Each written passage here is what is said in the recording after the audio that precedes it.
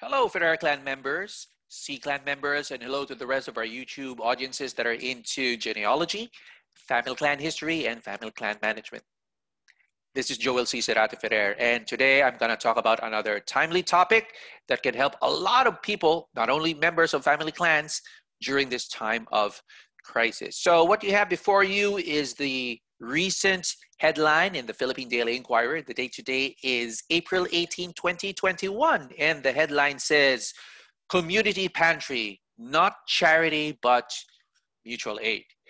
Basically, in this article, it talks about this very nice community pantry that is in Maginhawa Street in Quezon City, where people give according to their capacity to give and get according to their capacity to receive based on their needs. That's why it says here in Tagalog, magbigay ayon sa inyong kakayahan at kumuha ayon sa inyong pangangailangan.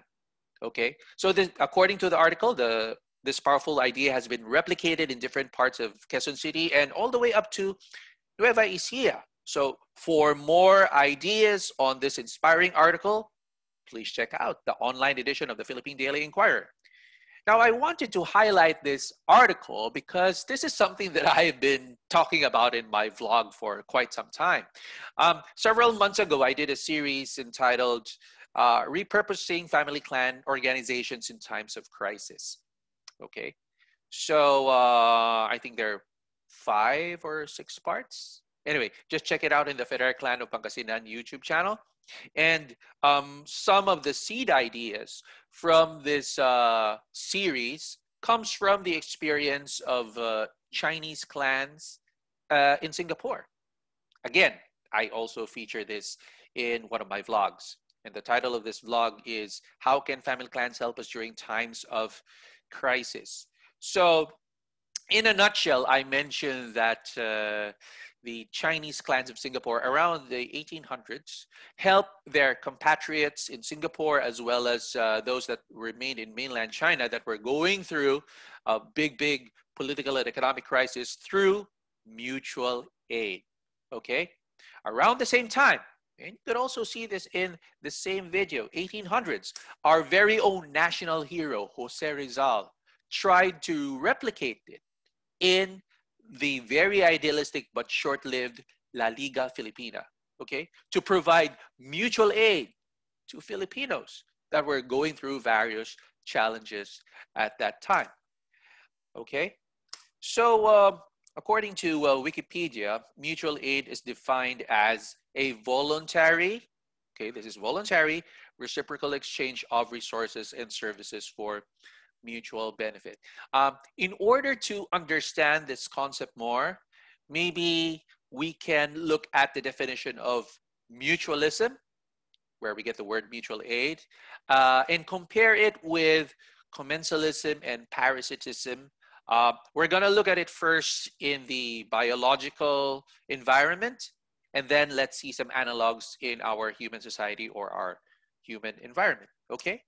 So mutualism, according to this website, is a relationship where both organisms benefit. Commensalism is a relationship where one organism benefits and the other is unaffected. And parasitism, on the other hand, is a relationship where one organism benefits and the other organism is harmed. Okay? So, like I said, let's look at this first in the biological environment, and then we're going to look at it in the human environment. Of course, who doesn't know the ubiquitous mosquito? One of our famous parasite that flies around, does a lot of havoc, spreads a lot of disease, and you know, it latches onto a host, sucks its blood.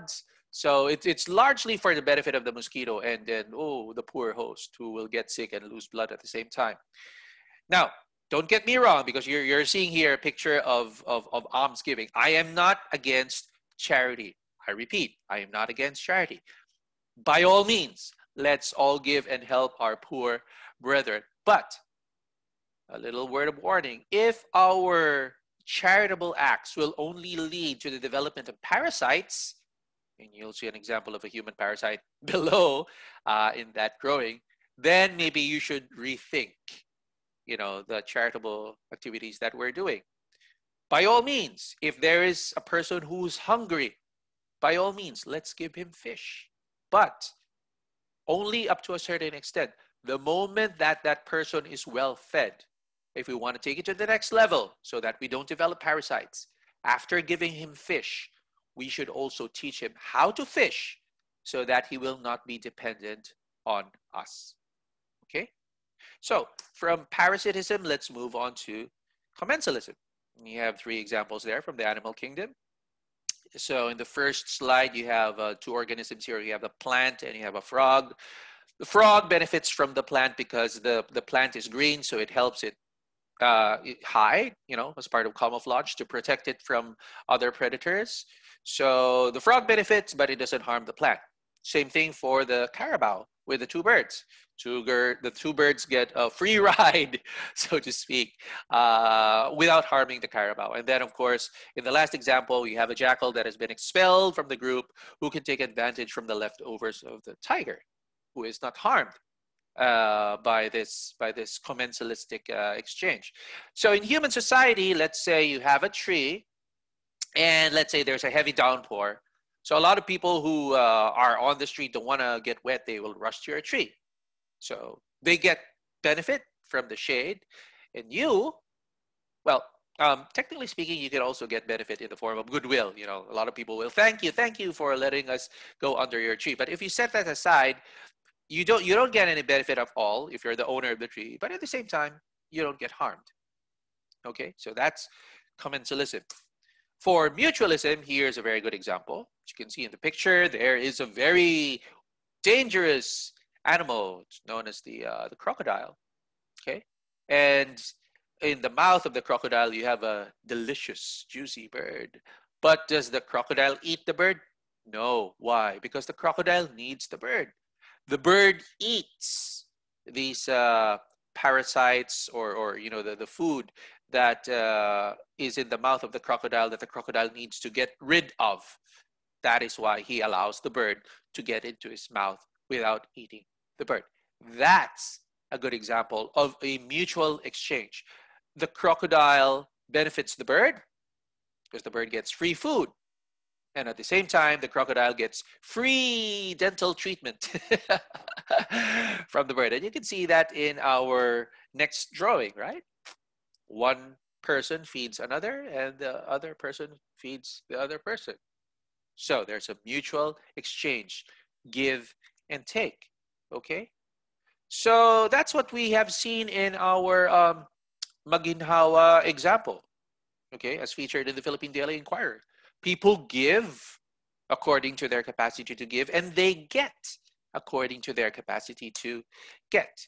If you want a foreign example, you might want to check out Mutual AID NYC. So you can see in this website, there are 3 buttons, right? I need help, I can help, and then you have other resources and groups. So I need help. What kind of help do you need? Okay, you want to receive, click that button. On the other hand, if you want to give, if you want to share, click the button in the middle. Now, if there is something that goes beyond the resources of this organization for providing help or for giving help, or for providing help or for you to provide help, then you click the 3rd button so that this will lead you to other groups and resources where your talents would be put to best use and your need might hopefully be met. Okay? And is this something that I have discussed in my blogs? Definitely. The requirements for mutual matchmaking, because that's basically what you want to do, right? Oh, here is a crocodile in our group that needs dental treatment. Do we have someone in our group that is like a bird that can eat this, the plaque that is in the mouth of the crocodile? So you have to match. You have to match in order to have a mutual exchange. Now, in one of my vlogs, in the series Repurposing Family Clan Organizations Type of Crisis, I have a blog here that deals with the need for creating a database. So a database is not just a list of members of the organizations, but there you have their a list of their marketable skills, their key resources, what can they offer. But in this pandemic context, you will need not only that, you will also need to know, what do they need? Are they sick? Are they hungry? Do they need access to a certain hospital? Do they need access to education? Do they need access to certain government services? You need to map them out. Now, I'm not saying that if you do this, you would always be successful. No, no. But at the very least, some needs would definitely be met. And aside from the database, you will also need a good matchmaker, a good talent scout, and a good talent manager. And you will see that again in one of my blogs. This is part 5 of repurposing family clan organizations in times of crisis.